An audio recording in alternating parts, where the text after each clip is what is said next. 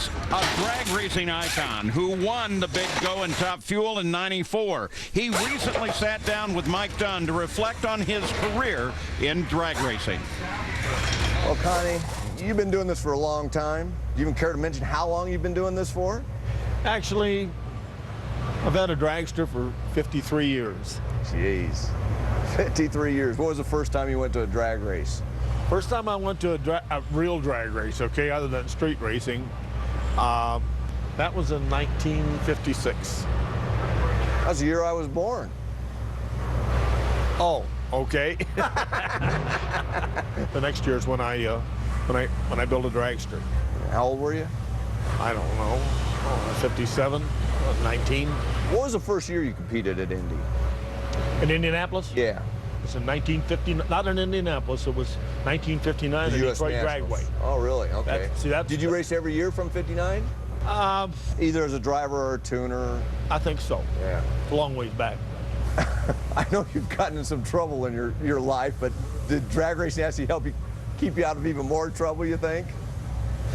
You know, the drag racing learning the mechanical things with my hands, because, I mean, there was nobody there to teach you. Wasn't no schools involved in the thing.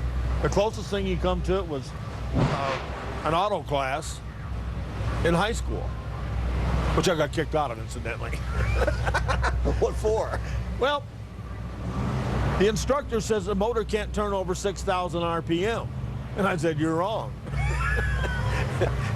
He didn't take kindly to that? Huh? He didn't take kindly to that? No, he tranced on up to the principal's office and come back down and says, you're out of here. Okay. I didn't do good on that one. Oh, boy. You've driven both Top Fuel funny cars. You've tuned, obviously, all your own cars. What's the most challenging thing that I think you've done, since you've done everything? What would look back be the most challenging? The most challenging is this funny car thing. And you look at it cross-eyed, and 6 months later, it might let you make a good run. It really is a temperamental vehicle. The cars are heavier now than what they were. I mean, a couple hundred pounds heavier than they were 3 years ago.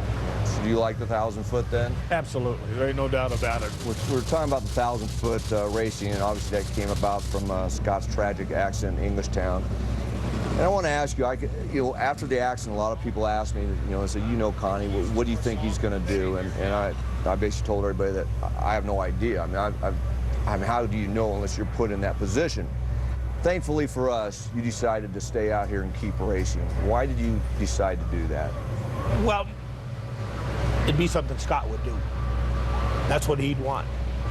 And, we talked it over a little bit with everybody, but it's pretty much my decision on it. And I said, we'll let it go for 4 or 5 races and bring the car back. That's what we did.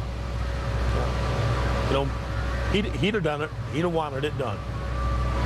So that's basically what transpired with the thing. Obviously, one of your highlights, I think, would have to be when you raced Scott in the final at Gainesville. This time, it's all the old man as Connie Kalitta whips his kid off the starting line, then drives away from him on the racetrack to set low elapsed time of the meet. You didn't come any slack, though, did you? Oh, no, absolutely not. I mean, how could you do that? You sound just like my old man. God, you guys. Did you love beating him as much as my dad loved beating me? Oh, yeah, I'm sure.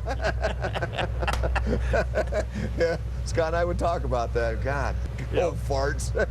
That was a memorable race. It really was. Another one would have to be Indy, '94, beating Eddie Hill in the final. How did you feel after that one? Oh, it was great. I mean, that's the ultimate. You can't get any better than that. How long are you going to keep doing this? Gotta stop having fun. They call him the bounty hunter. Yep, had been.